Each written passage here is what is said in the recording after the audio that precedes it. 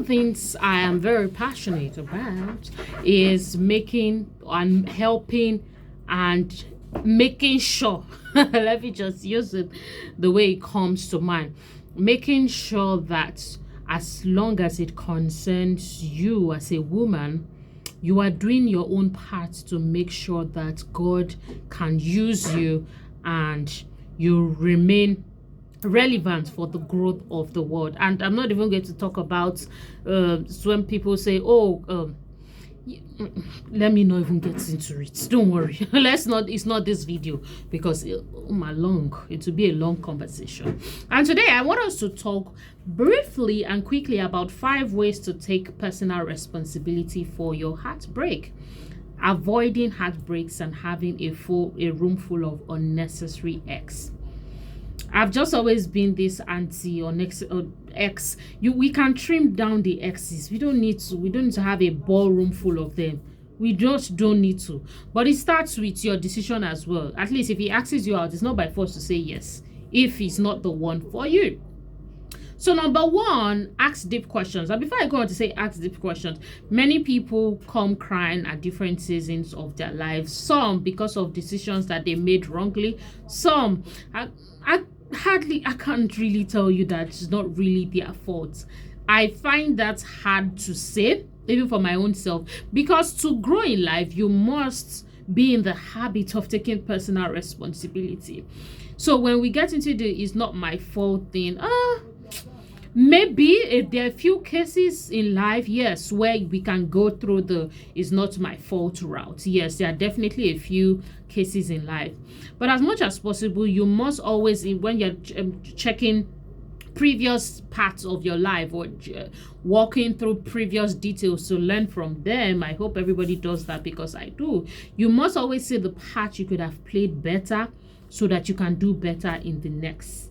And this is how, particularly in this context, to make sure that you're getting into a relationship the next time with a lot of wisdom and sense and not getting ready for another premium heartbreak. Because people put themselves in position for nonsense. And they're like, oh, the whole world is bad, men are scum and all that. Anyways. So number 1, ask deep questions to this man, if possibly daily.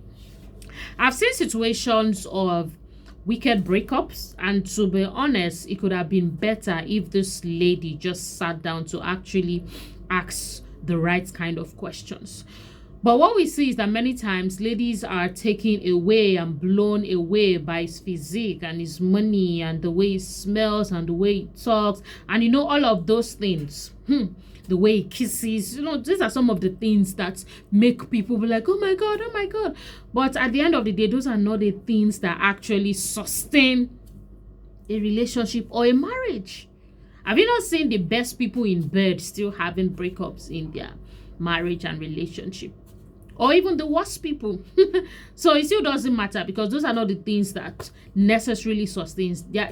They're nice to have. They're great fruits by the side. But when we're talking about the core, which some of these videos I've recorded, some I would record, the rest you can get on our paid Liversity for 1 year, which is also good.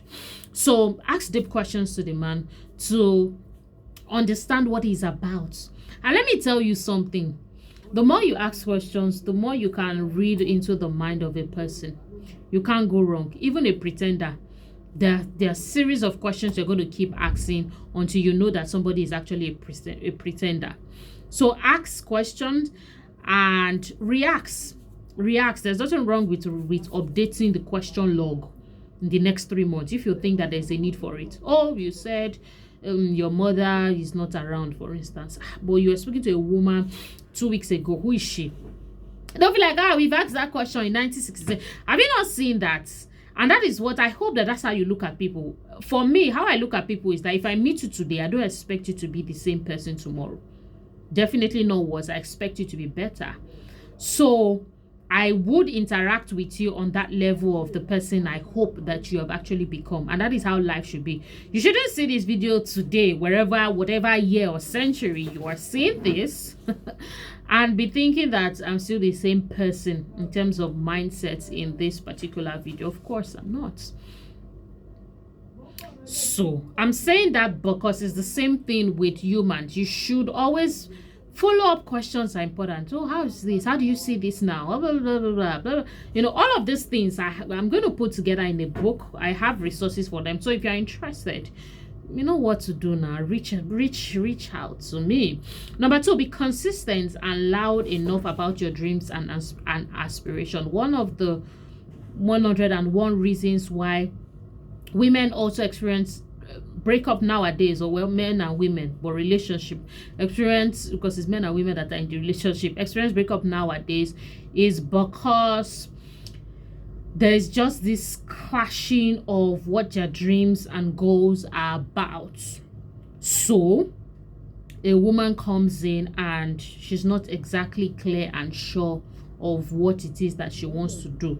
I'm not saying you're going to have the full picture and say, I'll be a YouTuber in 2028, in 2000 I will be no, it necessarily will not come like that.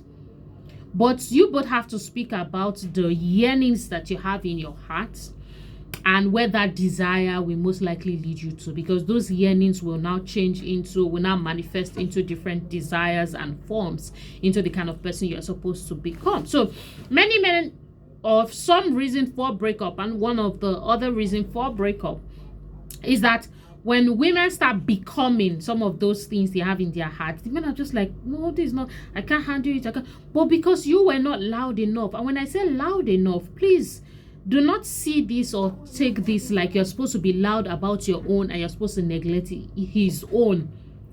That's not what we're saying here. Because like I said, okay, I think I will get there. Well, am I gonna get there?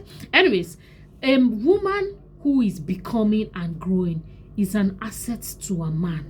You can quote me anywhere. She's an asset to a man 1,000,000,000%.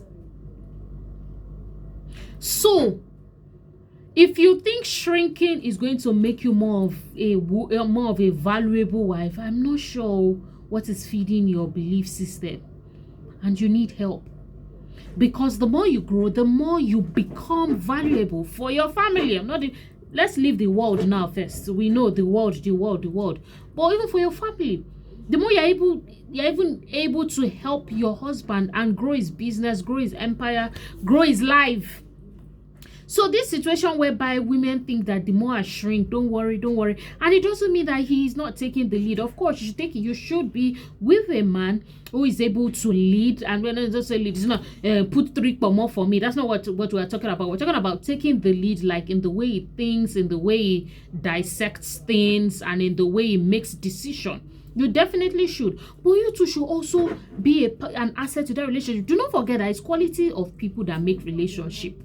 I'm shouting this thing. It's not just relationship or marriage. I have to begin to round up now. So you have to make sure that you're loud enough and he gets it, and you know if he's okay with it or not. So a question, would you be okay being a husband to a female president if your ambition is that wild, for instance, and you know that that's how you see yourself? That's a question I think women should ask men, actually. I just gave you a tip into some of my secret questions that you pay for. But yeah, those are some of the important questions. You want to get the heart of his answer. You don't just want to get generic mouth answer, because it won't serve you. And there are levels and there are things that you can use to detect these things, okay? So think about it. Learn about relationship and be proactive on acting when you see red flags. I'm privileged to be the lead counselor in a wives organization, and many cases that come into wives now, we're not talking about girlfriends, is cases of he did this, he did that, he did it. Okay, now, so when he did it, he did that. Did you know about this? Many times, 98% is always yes. But I thought it would change. I'm telling you data from, not cooking up data from wives, but I thought it would change. So we're not going to marry a perfect partner, and our partner will also not marry a perfect partner, which is also you. But you want to be sure that some of the imperfections are things that can be worked on and things that you can deal with. I've shared this again. There are different things that different ladies can deal with according to personality type, maturity, assignment. They're just different things. Some women can get married to men who drink beer, for instance. It's not a deal for them. Maybe in quotes, maybe they have a caveat, as long as you don't get drunk. Some women can. Some women absolutely cannot. They just can't. And it's not nothing personal. It's just in line with their purpose and in line with where they are headed. They just cannot. They just can't. They can't manage it. Now, note that a woman who is going to say, okay, don't worry, you can drink beer, that's fine. You also have to prepare for drunkenness if it comes at any particular time. And these are deep issues we're talking about. Is in the school. We deal with these things in the school. Is in the school. You need to get it. So, the question is, which one are you going to work on, or which one are you going to work with? Because I know that it's not said loud enough, but the person is not going to be polished perfect before the person enters a marriage. The person is definitely going to have flaws, but you want to calculate and be sure of it and drill deeper and deeper and deeper and say, if it gets to this income, if it gets to this income, if the way Abraham was asking God, what if you get 20 people? What if you need to keep and to say, what's the worst case scenario and know if I can deal with it? That's it. Oh, I don't know. Well, that's why I'm here. I want to say, I don't know why many people don't talk about this part, but well, I'm here now, so I'm talking about it. So we talk a lot about strength. Let them grow, let them develop. If I'm not all for development, I won't be doing this video. 1001 things. I'm about to go on air in a few minutes. 1001 things I can be doing right now. But because I'm passionate for you, I'm passionate for the growth of your relationship, especially as a woman in leadership, I need to do this. So the point of what I'm saying is, learn about it, be proactive, and know what is workable, what weaknesses you can deal with, which one needs work, which one you can manage, because everybody's they're good there's what they use. Anyways, they are growing. There's progression in their lives. All right. Number 4, allow God lead you through this journey. No matter the information Google provides, you always need the Holy Spirit, and that's why I'm dedicated to the ministry that God has built through me and through us, the amazing team at One Diva Global Community, for women to grow spiritually, because we can't just underestimate that.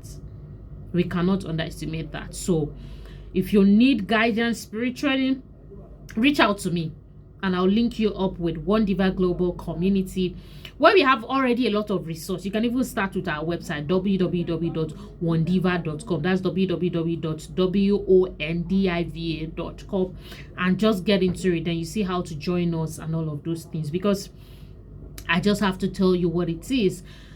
It's what is working for me, is what I can present for you, is the surest way that the relationship of marriage can work, because the relationship of marriage was created by God.